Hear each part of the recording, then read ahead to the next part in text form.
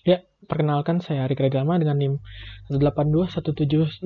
Di sini saya menjelaskan secara umum cara menggunakan TOGAF dalam membuat sebuah arsitektur enterprise beserta contohnya yang berdasarkan dari tugas besar saya selama 1 semester ini. Ya, jadi tahap pertama adalah preliminary phase. Jadi phase ini itu secara umum berguna sebagai analisa awal yang kita lakukan terhadap kondisi perusahaan sekarang demi mengetahui pengembangan apa saja yang bisa kita implementasikan. Nah, pada fase ini tuh terdapat 4 dokumen. Nah, dokumen itu ada yang pertama, arsitektur prinsipal. Jadi, inti dari dokumen ini adalah kita membuat list dari prinsip-prinsip yang dipegang oleh perusahaan. Nah, prinsip ini tuh berdasarkan tiap domain BDAT, yaitu bisnis, data, application, dan teknologi. Jadi, tiap prinsip yang dipegang ini dijelaskan kenapa sih kita menggunakan prinsip ini dan bukti penggunaan prinsip ini dalam perusahaan dan contoh penggunaannya. Contohnya tuh untuk data prinsip misalnya datanya dapat digunakan oleh unit-unit lain, tidak hanya terfokus dalam satu unit. Lalu yang kedua adalah arsitektur repository. Nah, inti dari dokumen inilah adalah sebagai tempat menyimpan aset-aset yang digunakan selama proyek arsitektur. Sehingga ketika mungkin digunakan kembali, akan digunakan kembali. Terus juga dibahas tentang framework yang digunakan pada kasusnya TOGAF dan perbandingannya dengan framework yang memiliki tujuan sejenis. Dibahas juga standar-standar BDAT yang dimiliki perusahaan. Contoh standarnya itu misalnya mesin jahit yang digunakan standarnya apa, terus ISO dalam menggunakan database dan lain-lain. Nah, di sini juga analisis terhadap visi perusahaan dan menentukan strategi yang perlu dilakukan oleh perusahaan tersebut demi mencapai visi tersebut. Dibuat juga catatan mengenai keputusan-keputusan yang pernah diambil sebelumnya. Misalnya keputusan menggunakan offline store, keputusan mengganti nama perusahaan, dan lain-lain. Kita tulis semuanya di situ. Nilai juga progres setiap minggu dari proyek yang dilakukan kita menggunakan framework namanya COVID-5. Yang juga dipetakan kapabilitas dari perusahaan.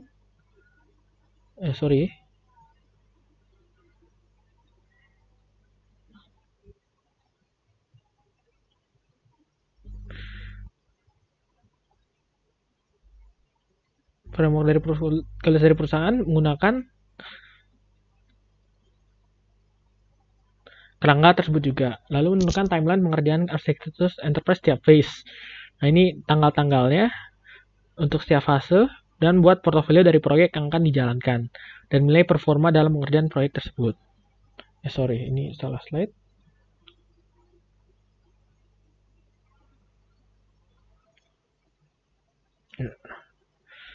Lalu yang ketiga adalah dokumen organizational model for enterprise architecture, di mana dokumen ini tuh menjelaskan model organisasi untuk arsitektur enterprise, struktur organisasi, peran-peran tiap unit dalam struktur tersebut dalam organisasi, dan tanggung jawab dari peran yang tepat diperlukan agar penerapan arsitektur enterprise berhasil. Di sini kita menentukan bagian mana saja yang terkena dampak dari implementasi arsitektur ini. Lalu dilakukan penilaian terhadap tingkat kedewasaan perusahaan menggunakan framework COVID untuk aspek-aspek yang terdapat di perusahaan. Dari analisis tersebut dibuat gap analisis terhadap target kedewasaan dari tiap aspek tersebut. Dan gimana sih cara perusahaan tersebut untuk mencapai targetnya.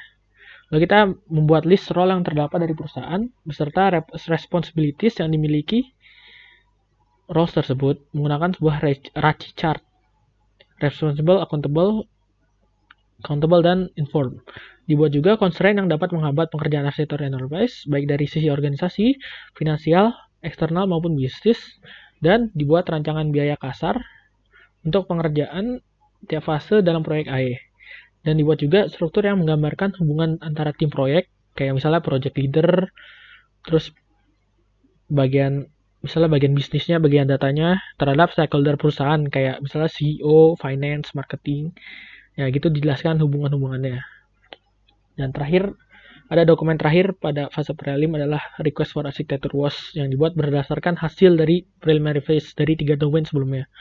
Ya, jadi dibuat ini tuh untuk memicu mulainya pengerjaan proyek arsitektur. Dituliskan misi yang dimiliki oleh perusahaan, tujuan dari bisnis, dan strategi yang dimiliki perusahaan. Kemudian ditulis kembali keputusan-keputusan yang sebelumnya diambil perusahaan. Kalau diingat, itu sebelumnya sudah ditulis pada dokumen sebelumnya. Dan strategi yang dimiliki perusahaan. Ditulis kembali juga. timeline pengerjaan proyek AE, dan constraint yang dapat menghambat proyek AE. Ya, intinya ini kayak rangkuman dari preliminary phase lah, yang diberikan sebagai awal mula pengerjaan proyek arsitektur. Juga analisa tingkat kedewasaan proses dalam perusahaan beserta targetnya.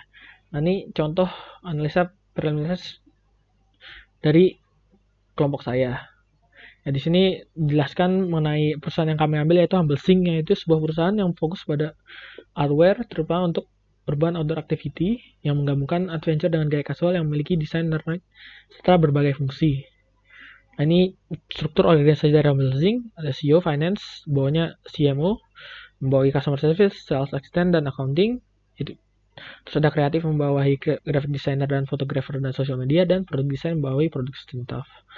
Lalu ada prinsip-prinsipnya yang dipegang. Nah, ini contoh prinsip yang tadi. Misalnya di data adalah data dapat diakses, data dibagikan, data sebuah akses, keamanan data. Lalu untuk aplikasinya itu kemudahan penggunaan dan independence teknologinya. Terus untuk bisnis setelah ada keberlangsungan bisnis, terus customer success yang baik, dan lain-lain. Nah, lalu kita masuk ke phase A. Nah, di sini mulai dirancang proyek-proyek yang akan dilakukan demi mencapai target dari AE. Di sini juga terdapat 4 dokumen. Yang pertama adalah arsitektur vision. Ini lumayan panjang, yaitu bertujuan memberikan pandangan high level mengenai hasil dari arsitektur dan mendukung komunikasi antar stakeholder mengenai arsitektur. Di sini dibuat list dulu stakeholder apa dari perusahaan yang berhubungan dengan proyek. Kayak misalnya ada CEO, ada finance gitu-gitu yang terkena dampak dari proyek berarti concern mereka. Kayak misalnya CEO tentu concernnya itu perusahaan mereka. Mereka mau, dia pengen penerapan arsitektur ini akan memajukan perusahaan dia. Lalu menjelaskan, dijelaskan juga masalah apa saja yang sekarang dimiliki oleh perusahaan tersebut sekarang ini, dan visi-visi dari arsitektur demi menyelesaikan permasalahan tersebut. Misal kayak permasalahan mengenai penjualan kurang, tentu visinya adalah meningkatkan penjualan. Nah, dari visi tersebut, misalnya juga keadaan perusahaan sekarang yang terkait dengan visi tersebut. Misalnya kenapa sih penjualan itu kurang, kayak misalnya produknya kurang menarik atau kurang bervariasi, ya intinya seperti itulah. Dan dipetakan ke tujuan perusahaan. Jadi kita membuat juga list dasar kenapa visi tersebut dipilih dan peluang yang dimiliki perusahaan. Misalnya kalau dalam peluang-peluang itu misalnya barang ini belum terkenal, belum banyak yang produksi, seperti itu peluang-peluang yang dapat diambil. Atau seperti barang ini sedang hits, makanya kalau dibuat akan meningkatkan penjualan. Nah, itu.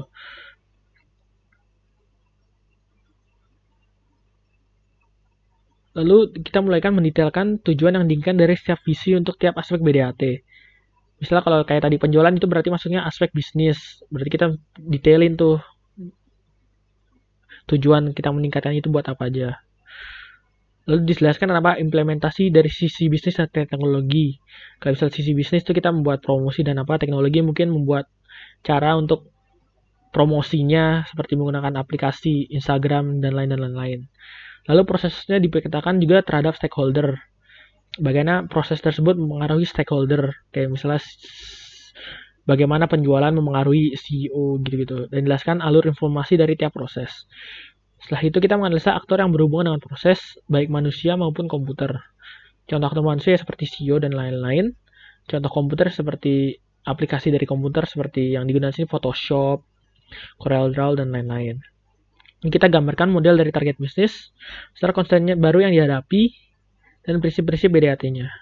Lalu kita menggunakan value chain analysis untuk analisa arsitektur barunya dan memetakan kebutuhan untuk bisnis, sistem, dan teknologi arsitektur. Nah, kedua kita masuk ke dokumen communication plan, yang intinya mengatur komunikasi antar stakeholder selama pengerjaan proyek. Pertama dibuat list dulu seperti sebelumnya stakeholder beserta concern mereka terhadap proyek ini. Dapat dilihat pada dokumen sebelumnya. Lalu tiap stakeholder kategorikan berdasarkan seberapa sering diberikan update mengenai perkembangan proyek. Seperti misalnya kalau CEO tentunya paling tinggi karena dia perlu tahu perkembangan proyek seperti apa. Lalu kita buat list kegiatan yang diperlukan demi komunikasi, contohnya seperti rapat bulanan atau mingguan. Setelah jalur komunikasi yang digunakan misalnya rapat langsung atau melalui email. Dibuat juga format yang digunakan ketika ingin berkomunikasi. Misalnya format email yang dikirimkan ke CEO yang merupakan laporan progres pekerjaan proyek. Lalu dari kegiatan komunikasi tersebut dibuat konten yang ingin dibahas komunikasi tersebut. Misalnya rapat mingguan bahas progres proyek. Lalu buat list aktivitas yang dilakukan dalam proyek AE. List aktivitas seperti requirement gathering, analisis kebutuhan, dan lain-lain. Dan menentukan stakeholder yang bersangkutan, waktu pengerjaannya, dan tempat. Lalu resource apa saja yang diperlukan dalam melakukan aktivitas tersebut dan usaha yang dilakukan. Misalnya requirement gathering, kita perlu CEO untuk mengetahui kondisi perusahaan sekarang. Resource-nya mungkin seperti aplikasi Microsoft Word untuk pencatatannya, dan usahanya ya kita wawancara, mungkin menanyakan kondisi perusahaan seperti apa. Lalu dokumen kedua itu capability assessment yang digunakan untuk memahami tingkat kemampuan dasar dan target dari perusahaan. Karena menentukan kapabilitas yang dimiliki perusahaan, kapabilitas performa yang dimiliki. Nah, ini terdapat 6 level berdasarkan tiap prosesnya. Nah, tiap proses itu dipetakan ke level yang sesuai untuk baseline dan target yang diinginkan. Lalu dinilai juga kapabilitas untuk bidang IT yang dimiliki menggunakan sebuah framework COBIT. Dan buat list kapabilitas IT yang dimiliki dan menentukan tingkat kedewasaan beserta model-modelnya. Belum deskripsikan keadaan sekarang untuk tiap kapabilitas. Lalu kondisi target dari kapabilitas IT juga ditentukan tingkat maturity yang diinginkan beserta kondisinya. Hal yang sama dilakukan juga untuk proses operasional, baik baseline maupun target. Lalu menuliskan dampak yang diinginkan dari proyek terhadap IT organisasi. Misalnya, sebelumnya pada bidang IT-nya data itu masih berantakan, tidak terintegrasi. Nah, dampak yang diinginkan adalah data mulai terintegrasi dan mudah diakses oleh siapapun yang membutuhkan data tersebut. Lalu kita membuat struktur organisasi dari tim proyek, tentunya yang seperti project PM paling atas, lalu yang mengerjakan bidang ini, bidang itu, dan lain-lain. Dan hubungannya dengan stakeholder perusahaan, dan membuat list skill yang diperlukan tiap personil dari struktur tersebut. Misalnya skill untuk membuat requirement gathering, untuk menganalisa, dan lain-lain. Nah, dalam pengembangan proyek AE, tentu diperlukan beberapa sumber daya. Ada beberapa sumber daya yang dapat digunakan kembali dalam pengerjaan proyek. Di sini dibuat listnya tuh beserta kegunaan dari sumber daya tersebut. Nilai juga kesiapan perusahaan dalam mengimplementasi arsitektur dari target arsitektur dari beberapa aspek. Dan nilai juga kondisi sekarang sudah seberapa siap dari aspek tersebut. Dibuat juga risiko yang mungkin terjadi. Lalu kita masuk ke dokumen terakhir pada fase A, yaitu Statement of Architecture Work, yang bertujuan untuk mendefinisikan lingkup dan penekan yang digunakan dalam pengerjaan proyek arsitektur. Nah, pertama kita menulis nih, kenapa sih kita membuat arsitektur ini, dan mendeskripsikan proyek AE beserta skop yang ingin dicapai. Kemudian dibuat WBS yang berisi aktivitas dari tiap proyek-proyek yang dijalankan demi mencapai target arsitektur. Lalu menentukan tujuan dari visi organisasi dari tiap aspek BDAT. Ditentukan juga prosedur yang diperlu dilakukan jika terdapat perubahan skop. Lalu menjelaskan tiap role dari struktur proyek dan membuat rasi, menekan role tersebut terhadap proses-proses yang ada di proyek, yang seperti dilihat pada WBS. Lalu di tiap proyek dijelaskan aktivitas beserta deliverable yang dihasilkan dari proyek tersebut. Jadi misalnya ada proyek membuat SOP sesuatu. Nah, tentu deliverables-nya adalah SOP sesuatu tersebut, dan aktivitasnya adalah perancangan SOP tersebut.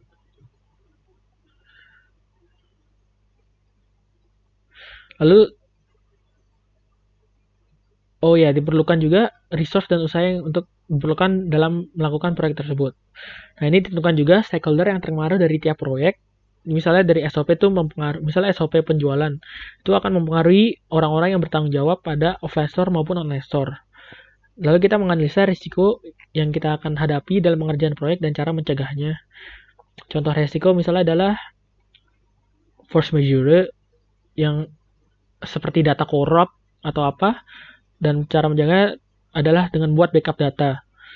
Juga dibuat beberapa asumsi yang perlu diambil, menentukan juga key performance indicator beserta cara menghitungnya. Nah, ini contoh phase A dari dokumen kelompok saya. Ini ada visionnya adalah kita ingin adaptif terhadap inovasi, organisasi yang terstruktur, dan pengolahan data yang terstruktur dan tersebut untuk terpusat untuk kepentingan bisnis. Ini capability assessment-nya ada 6 capability: membuat produk, menerima pesanan melalui website, menerima pesanan pada offline store, mengelola pembayaran melalui gateway payment, mengelola data finansial, dan mengelola inventory bahan mentah. Dan di sini ada level baik baseline maupun target. Lalu perubahan tingkat kedewasaannya untuk dari IT arsitektur. Dari IT capabilities. Di sini ada 5 IT capabilities beserta baseline dan targetnya. Lalu untuk proses operasionalnya, baik dari baseline dan target terdapat 3. Nah, ini untuk project arsitektur, tim proyek yang mengimplementasikan arsitektur. Di sini ada project manager, di bawahnya adalah enterprise architect manager dan arsitektur untuk tiap domain BDAT yang diawasi oleh CEO dari perusahaan. Nah, ini adalah contoh timeline pengerjaan untuk tiap fase. Ini project solution scope-nya. Ini list-list proyek yang dilakukan. Dan ini tujuannya, yaitu membuat produk baru, meningkatkan performa dan lain-lain disebutkan. Dan objektif. Nah, lalu kita masuk ke fase BCT yang merupakan jadikan satu. Karena intinya sama, hanya berbeda domainnya. Yang satu ada bisnis, ada data, ada application, ada teknologi. Fase ini mendefinisikan BDAT tersebut untuk baseline dan target secara mendetail. Lalu setelah mendapat baseline dan target itu dilakukan gap analysis untuk mengetahui mana yang perlu diimplementasi. Di sini terdapat 3 dokumen. Yang pertama adalah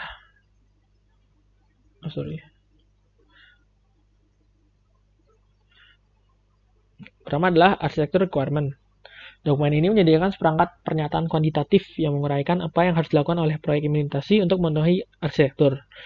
Jadi yang pertama dilakukan adalah menentukan kebutuhan dari tiap domain BDAT beserta skala prioritasnya. Lalu menentukan constraint dari bidang organisasi, finansial, dan eksternal atau bisnis, dan menentukan asumsi apa saja yang digunakan. Dan menentukan cara menentukan kesuksesan dari arsitektur requirement.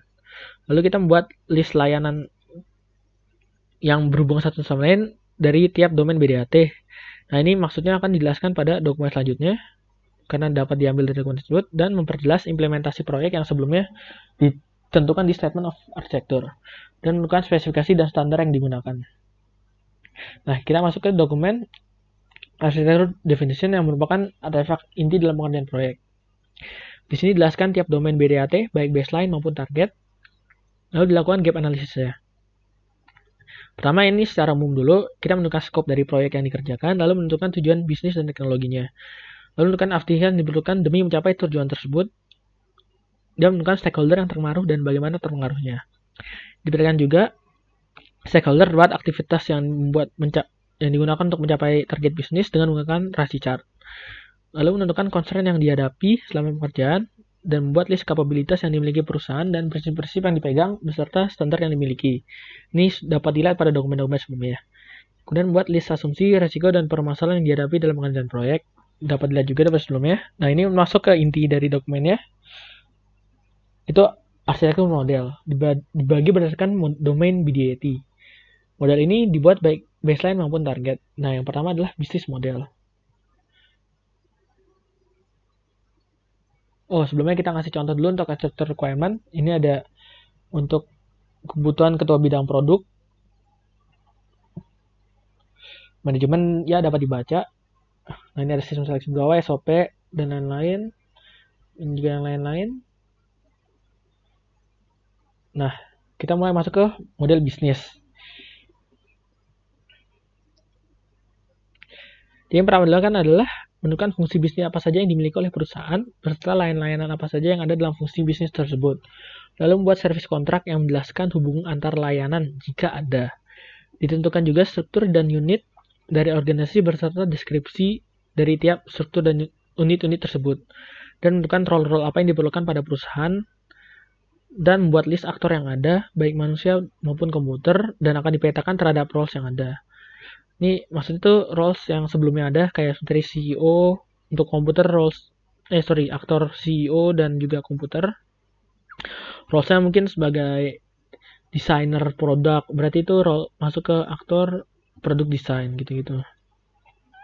Lalu kita menentukan proses bisnis apa saja yang ingin diinovasi dan lalu membuat BPM dari proses bisnis tersebut, baik baseline maupun target, dan dijelaskan setiap aktivitas yang ada pada BPM tersebut. Dibuat juga DFD, data flow diagram, untuk menggambarkan alur data selama berjalannya proses bisnis. Kemudian ditentukan lokasi terjadinya proses bisnis beserta aktor yang terlibat menggunakan Raci chart, lalu menggambarkan struktur organisasinya. Nah, ini contoh model bisnis. Nah, ini fungsi-fungsi bisnis yang dimiliki, yang baseline. Ini target bisnis, fungsi bisnis. Nah, ini dalamnya itu adalah layanan-layanan yang terdapat, dari fungsi bisnis tersebut. Nah, ini adalah model organisasinya dari baseline dan target. Dilihat terdapat perubahan. Ya, sekarang kita masuk ke data. Nah, pertama, menentukan subjek area apa saja yang terdapat pada perusahaan, lalu menentukan bisnis objek apa saja yang ada pada subjek area tersebut, beserta cardinality antara subjek area dan bisnis objek jika ada.